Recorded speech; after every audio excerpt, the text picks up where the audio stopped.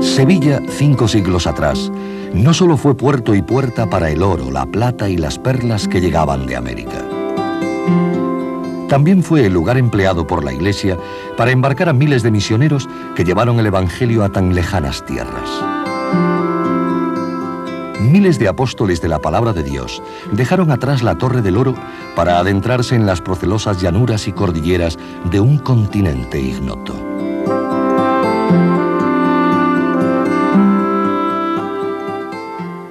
Cinco siglos más tarde de aquella mágica fecha, marcada para la historia por Colón, la ciudad reposa su sueño tras 6 meses de agitada convulsión. La Exposición Universal había convertido a Sevilla de nuevo en puerto y puerta del mundo, y había sido invadida pacífica y festivamente por millares de visitantes asombrados ante la serena belleza de sus calles, de sus plazas, de su monumentalidad y perplejos ante la modernidad de un nuevo rostro.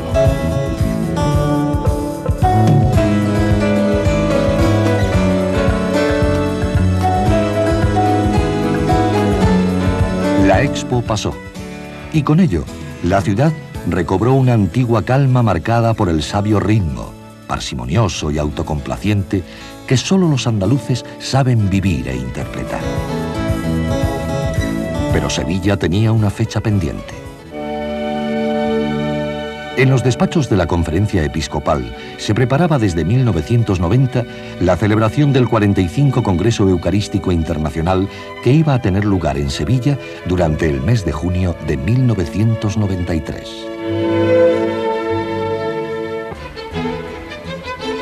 Otra vez, durante 8 días, millares de misioneros y misioneras de todo el orbe católico volvieron a poblar las calles de Sevilla, rememorando así los años que siguieron a la gesta colombina.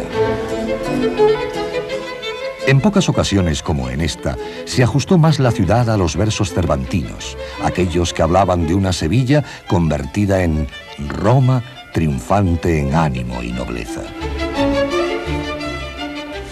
La ciudad se transformó durante esos días en un nuevo Vaticano lleno de naranjos, veladores y animación.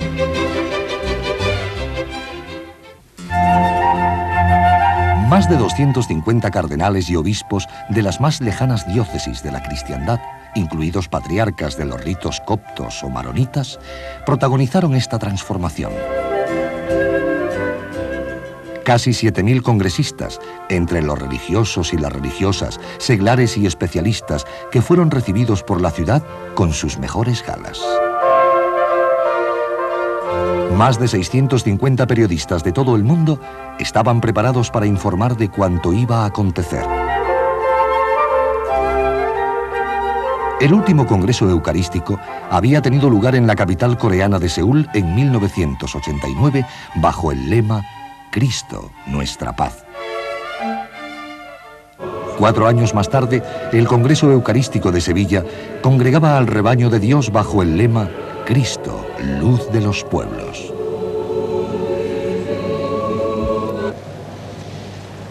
Seáis todos bienvenidos a esta iglesia de Sevilla, una iglesia antigua que hunde las raíces de su existencia en los mismos tiempos apostólicos.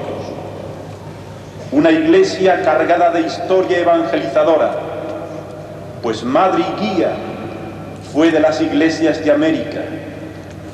Una iglesia que se honra con la virtud de Santa Justa y Rufina, mártires de nuestro pueblo, Leandro e Isidoro, que unieron el ministerio pascual con la sabiduría, Marcelo Espínola, Ángela de la Cruz, Dolores Márquez, Miguel Mañara, testigos todos heroicos de la caridad.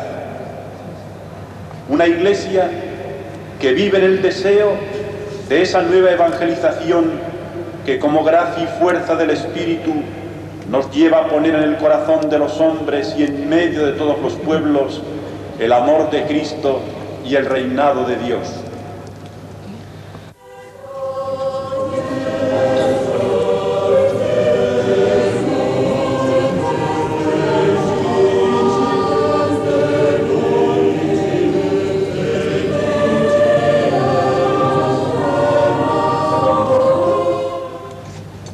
Bienvenidos a Sevilla, hombres y mujeres de todo el mundo, miembros de este Congreso Eucarístico. Bienvenidos a esta tierra de Andalucía que cree en lo espiritual como el supremo valor del hombre que nos hace a todos iguales, libres y hermanos. Bienvenidos a esta tierra de Andalucía de creencias y tradiciones vinculadas al cristianismo y a la vez maestra en el arte de la convivencia de distintas razas, culturas y religiones. Bienvenidos a esta tierra de Andalucía que tanto valora todo encuentro que como a este ayuda a la paz y a la solidaridad entre los hombres.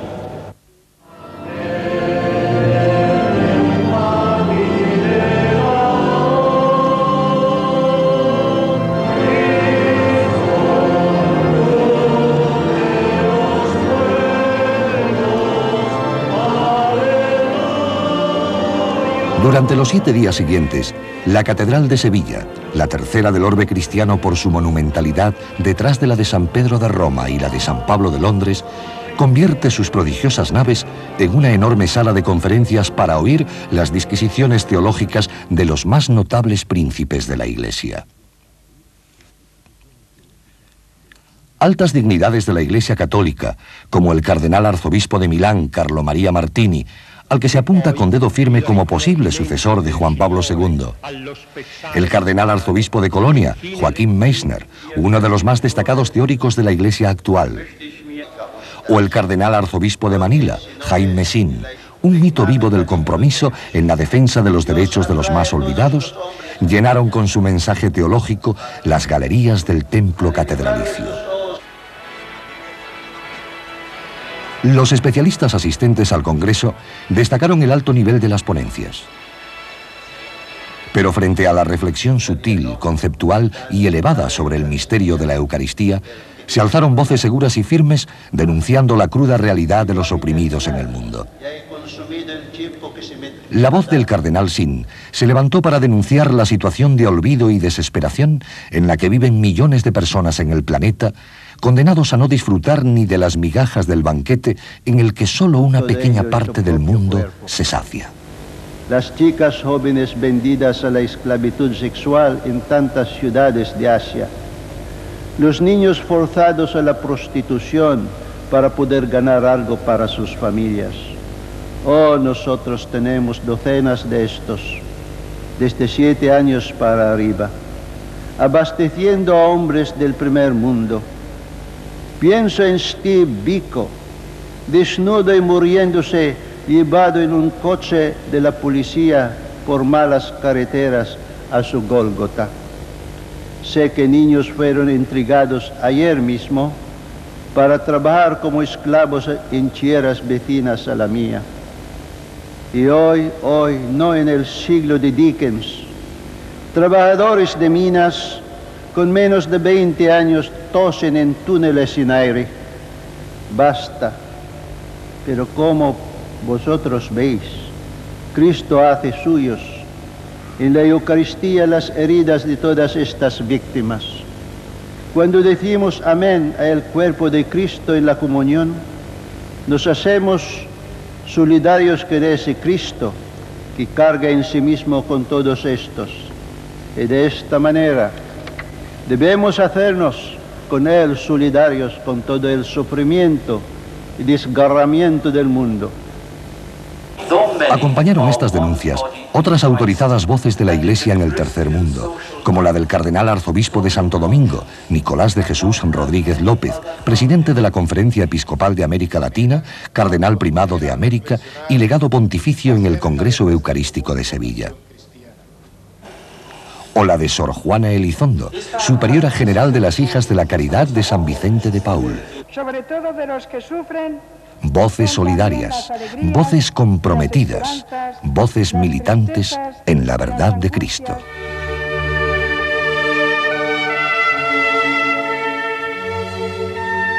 El jueves 10 de junio estaba previsto uno de los actos más emblemáticos del 45 Congreso. La Madre Teresa de Calcuta, convaleciente de una fractura múltiple, anunciaba que por consejo expreso de los médicos que la atendían en un hospital de Londres, no podía asistir a la Vigilia de la Solidaridad, un acto multitudinario que agrupó a cientos de jóvenes en el Palacio Municipal de los Deportes. Tampoco pudo asistir el misionero claretiano Bernardo Blanco, liberado semanas antes de un secuestro en Filipinas, donde ejerce su labor pastoral. La ausencia de estos ejemplos vivos de fe en Sevilla no empañaron la celebración de otros múltiples actos paralelos al Congreso. Conciertos de música sacra, adoraciones, bailes de los seises y representaciones musicales se dieron cita cada día en distintos puntos de la capital andaluza.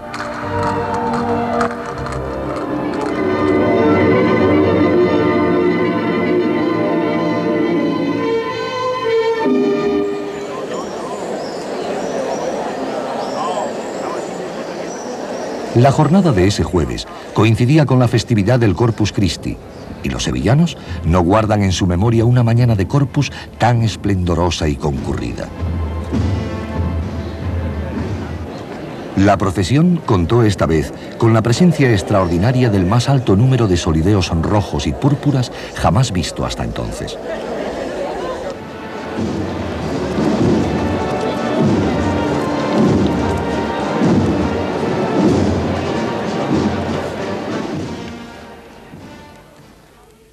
Dada la escasez de recursos de muchos de los participantes, la Iglesia de Sevilla solicitó a los ciudadanos que ofreciesen alojamiento en sus propias casas a personas de toda raza y lengua. Muchos hogares sevillanos se convirtieron en posadas solidarias y fraternas que dieron cobijo al peregrino, como mandan los preceptos de la Iglesia Católica. Se ponía así en marcha una enriquecedora dinámica de intercambio y convivencia cristiana que culminó en un ágape de confraternización ofrecido por cada familia y por diferentes instituciones a los congresistas. Sevilla abría sus casas a gente esforzada y extraña, aunque reconocible y cercana en la fe de Cristo. In the name of the Father, and of the Son, and of the Holy Spirit. Amen. Amen.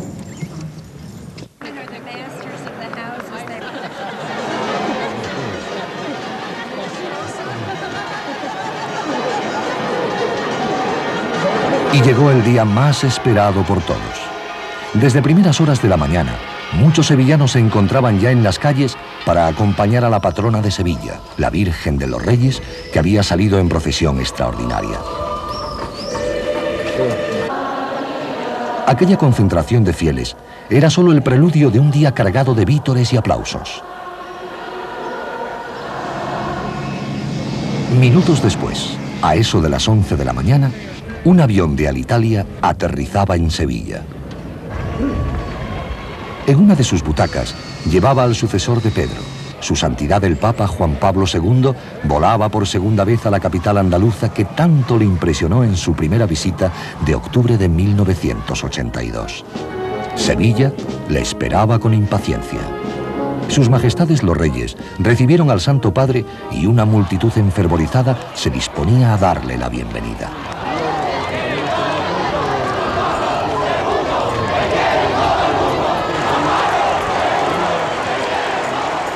El Papa se encontró en las calles de Sevilla con un aire de celebración festiva que le aclamaba desde los balcones de las casas y que le proclamaba desde colgaduras y banderolas su cariño y fidelidad.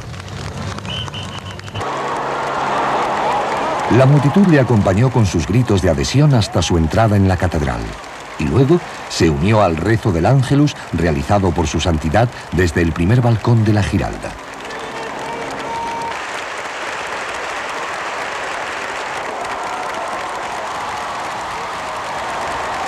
Por primera vez en la historia, un papa de Roma pisaba la Torre Almohade, símbolo de la fusión de tres culturas.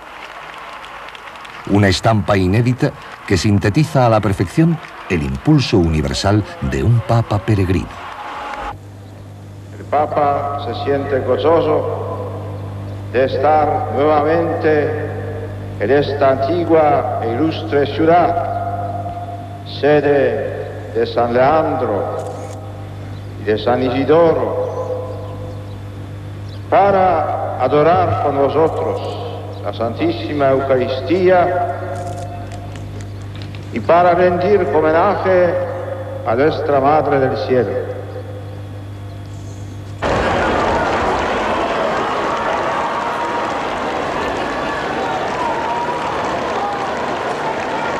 El programa oficial del Papa en Sevilla fue una buena muestra de la generosa entrega a la ciudad de un ser humano cuya edad y salud no le impiden realizar sorprendentes esfuerzos en pro de una hermosa y sacrificada tarea evangelizadora.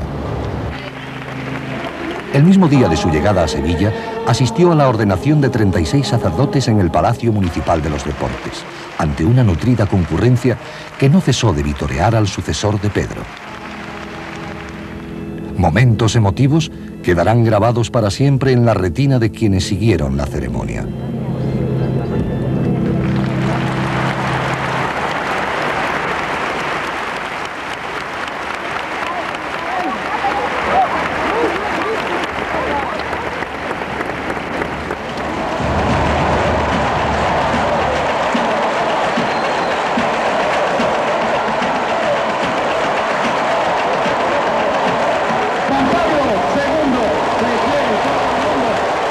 El encuentro con los jóvenes unas horas más tarde sirvió para constatar la corriente de simpatía mutua que une al Papa con la juventud.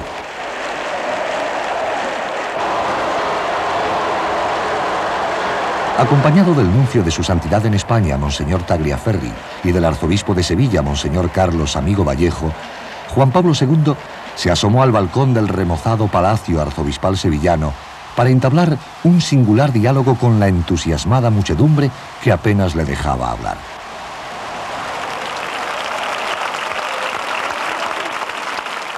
Sois muy buenos, merecéis un agradecimiento, merecéis también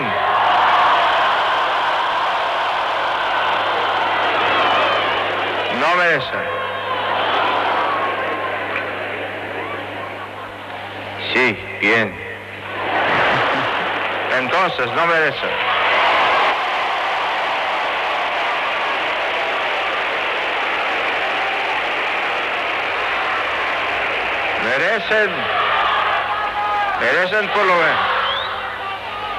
Merecen por lo menos un deseo de buenas noches. No te vayas todavía, no te vayas, por favor, no te vayas todavía, que hasta la guitarra mía llora cuando dice adiós. Es verdadera maravilla como cantan en Sevilla.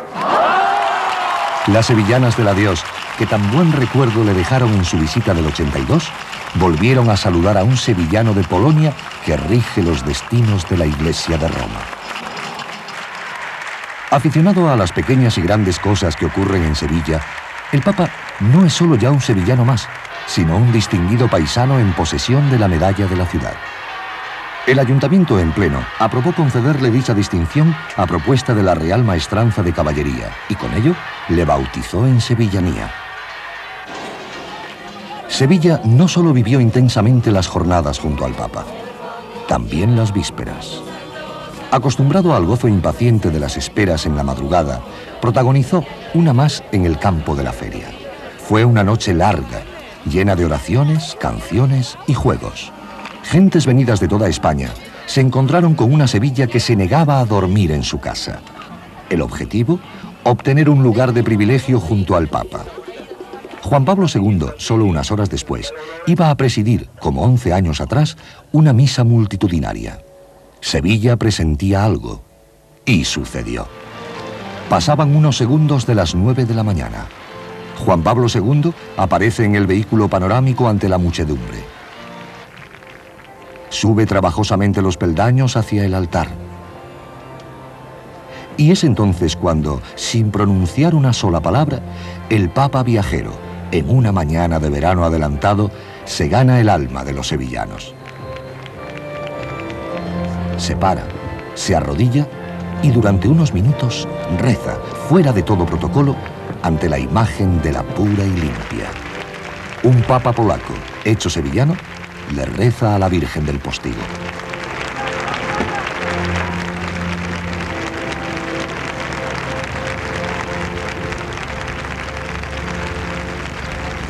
El Papa, peregrino universal, tenía comprometida su visita a España desde hacía tiempo para clausurar el Congreso Eucarístico de Sevilla. Pero en esta ocasión no quiso desaprovechar la oportunidad de conocer los caminos que conducen a la aldea, una pequeña aldea que es foco de la mayor manifestación de religiosidad popular en España. Allí, en el Rocío, en la ermita de la Blanca Paloma, a la vera de la Marisma, el Papa se hizo romero.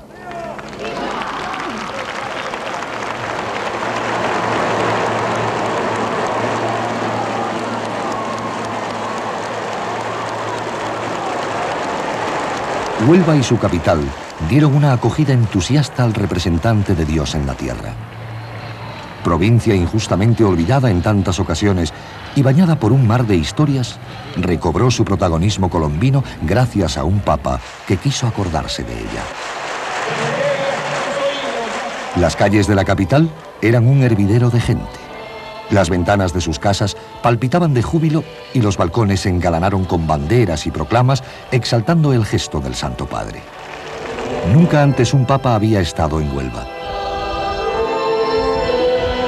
Juan Pablo II quiso conmemorar la salida desde aquellos lugares de 3 carabelas que ampliaron la universalidad de la Iglesia. Quiero venerar con esta peregrinación a los lugares colombinos en recuerdo de aquella gloriosa gesta que llevó la luz del Evangelio al Nuevo Mundo. Es para mí motivo de honda satisfacción celebrar esta Eucaristía y encontrarme con los hijos e hijas de la querida Iglesia onubense.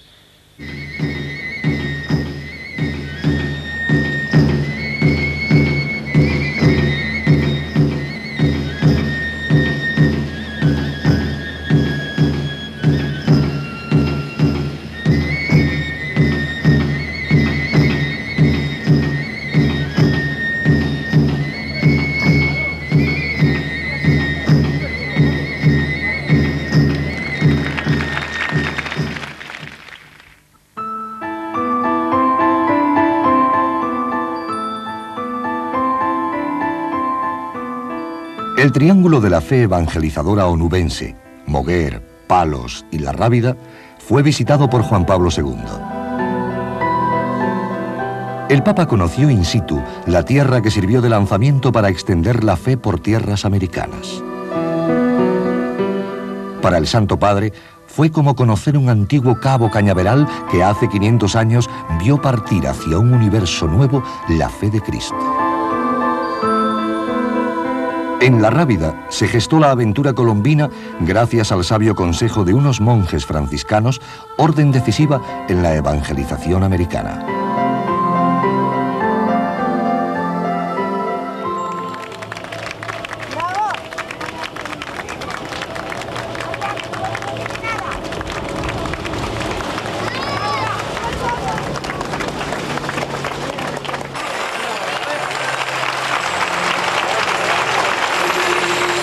Y hoy, como signo de filial devoción, colocamos en tu imagen, en la de tu Hijo Jesús, la corona de amor, de fe de este pueblo que te venera.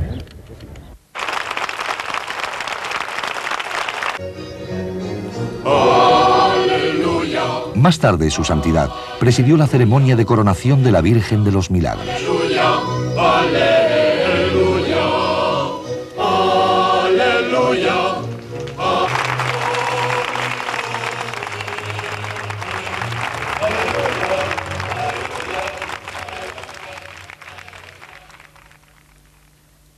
En el puerto de Palos se abastecieron las naves y de él salieron hacia Poniente. Aquí el Santo Padre visitó aquella iglesia de San Jorge en la que Colón y sus marinos oraron la noche antes de la incierta partida.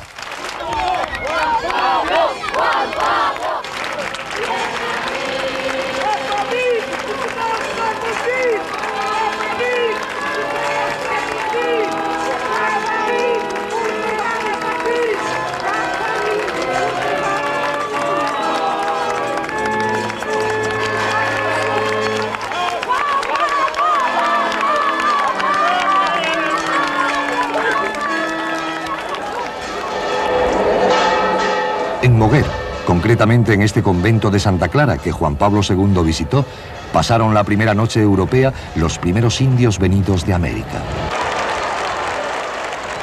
500 años antes, Colón oró devotamente ante las imágenes marianas que albergan los templos de tan históricos lugares.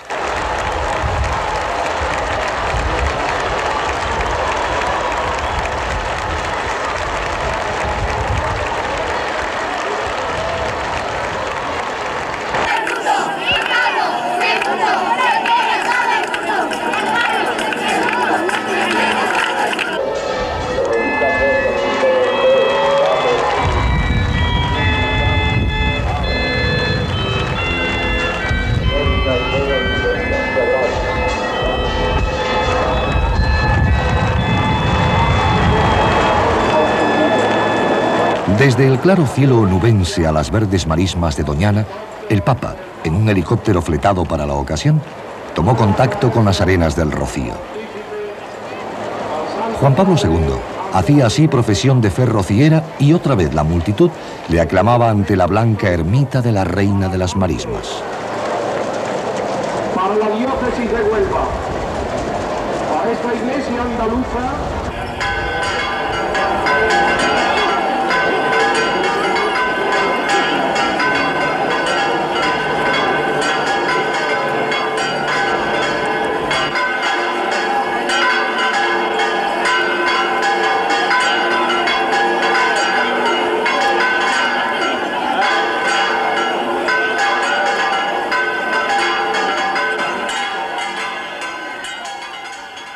de rodillas, como un romero más, oró durante unos minutos a los pies de la Señora, objeto de la mayor devoción popular andaluza.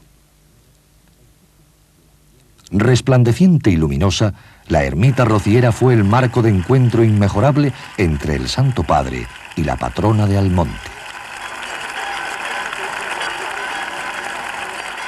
Para los almonteños y todos los rocieros, aquel era un sueño convertido en realidad, porque supuso el espaldarazo del Santo Padre a un prodigio de fe que se hace romería cada año. Pero como buen conocedor de las luces y sombras que acompañan a los romeros, aprovechó su mensaje para separar el trigo de la paja.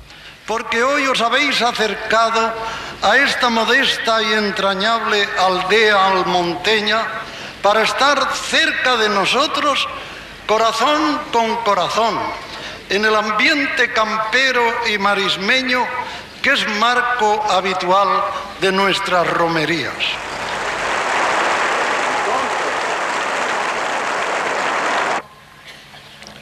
Desligar la manifestación de religiosidad popular de las raíces evangélicas de la fe, reduciéndola a mera expresión folclórica o costumbrista, sería traicionar su verdadera esencia. Es la fe cristiana, es la devoción a María, es el deseo de imitarla lo que da autenticidad a las manifestaciones religiosas marianas de nuestro pueblo. ¡Viva esa blanca paloma!